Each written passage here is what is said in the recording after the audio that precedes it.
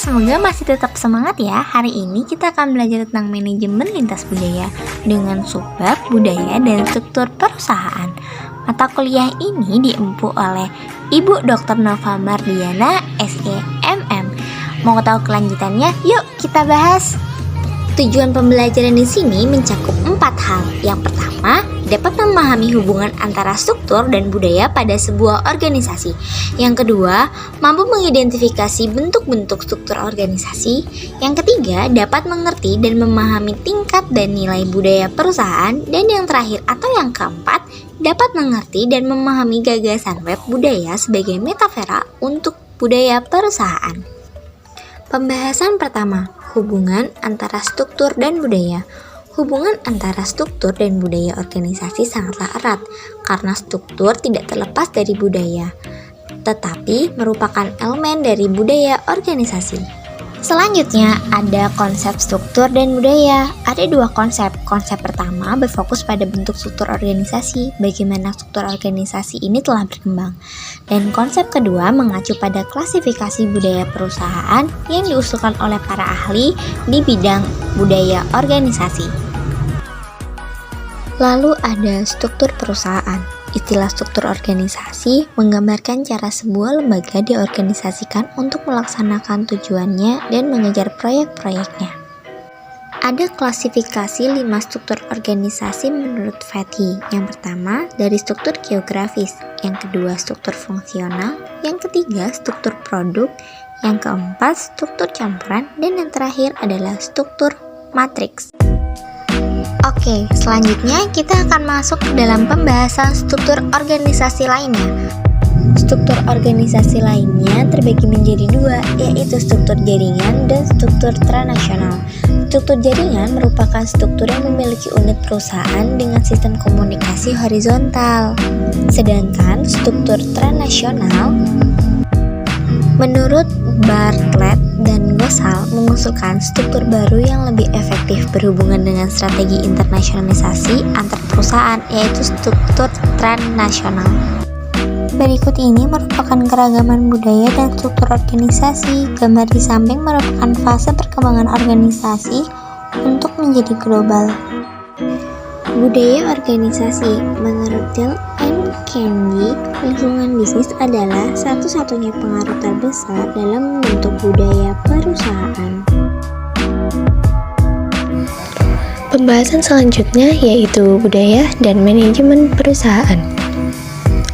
Sebagian besar domain manajemen menggunakan konsep budaya, mulai dari strategi, sumber daya manusia, pemasaran, hingga keuangan. Adapun beberapa alasan budaya dapat mempengaruhi manajemen.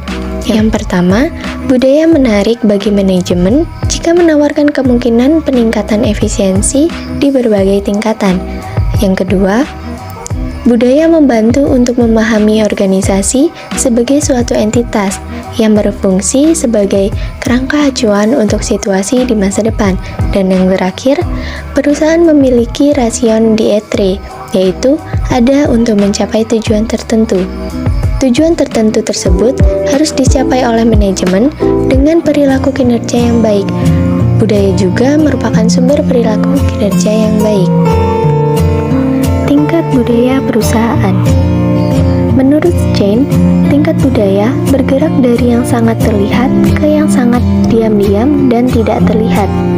Adapun tingkat budaya menurut Shane, yang pertama artefak, yaitu segala sesuatu yang terlibat dalam sebuah organisasi, seperti struktur organisasi, cara kantor diatur, pintu kantor, frekuensi pertemuan, dan cara orang berpakaian.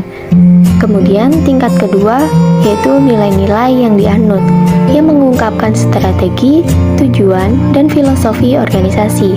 Dan tingkat yang ketiga yaitu asumsi diam-diam bersama, seperti integritas, kerja tim, orientasi pelanggan, dan kualitas produk tanpa memiliki perilaku yang terlihat sama.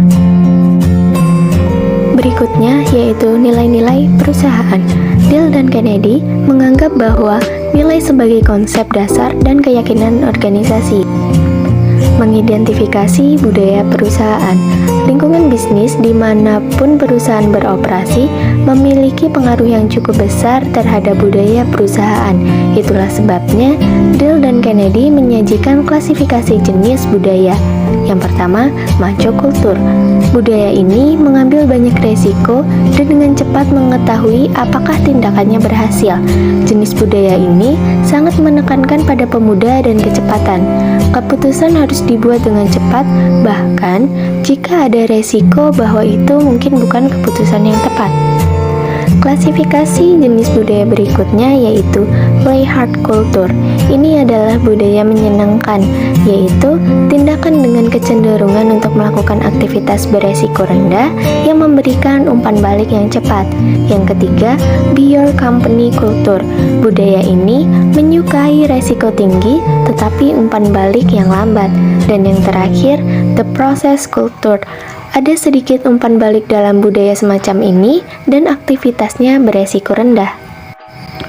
Pembahasan selanjutnya yaitu menganalisis budaya organisasi dengan cultural web. Cultural web adalah alat yang dapat membantu dalam analisis manifestasi perilaku, fisik, dan simbolik dari budaya yang menginformasikan dan diinformasikan oleh asumsi atau paradigma yang diterima begitu saja dari suatu organisasi.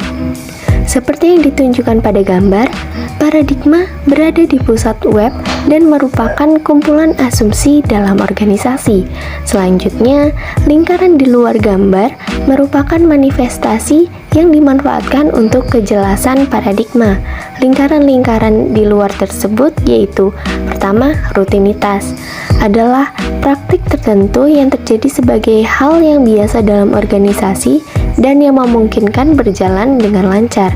Kemudian, stories atau cerita adalah yang diceritakan oleh karyawan satu sama lain kepada rekrutmen baru atau orang luar, biasanya tentang peristiwa masa lalu dalam organisasi. Berikutnya, simbol. Simbol memiliki tujuan fungsional, tetapi juga dapat membawa makna tentang status seseorang atau kekuatan. Lalu, struktur kekuasaan yang mungkin mencerminkan kepentingan yang melekat pada senioritas, masa kerja, dan keahlian. Selanjutnya yaitu struktur organisasi yang menampilkan hierarki, baik formal maupun informal, yang digunakan untuk mengidentifikasi hubungan kekuasaan dalam manajemen. Dan lingkaran yang terakhir yaitu sistem kontrol yang digunakan untuk menunjukkan bagaimana organisasi dipantau. Stereotip budaya perusahaan. Model klasifikasi Dell dan Kennedy menjelaskan budaya organisasi yang dibagi menjadi 4 kelompok seperti yang terlihat pada gambar.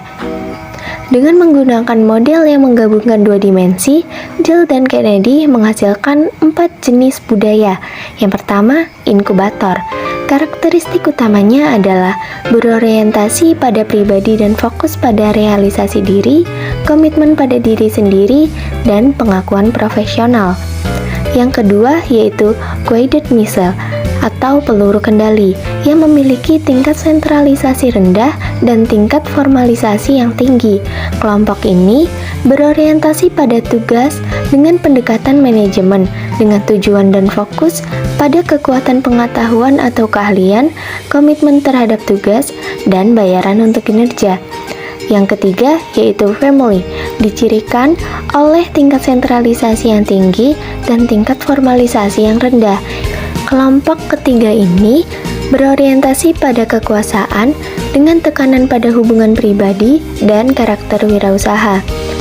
Dan yang terakhir yaitu menara Eiffel, memiliki tingkat formalisasi yang tinggi bersama dengan tingkat sentralisasi yang tinggi, berorientasi pada peran dengan kekuatan yang melekat pada posisi atau peran. Kesimpulan, menurut bab ini, untuk menganalisis budaya suatu organisasi, perlu mempertimbangkan strukturnya. Pilihan struktur tergantung pada strategi dan misi organisasi, serta keragaman budayanya.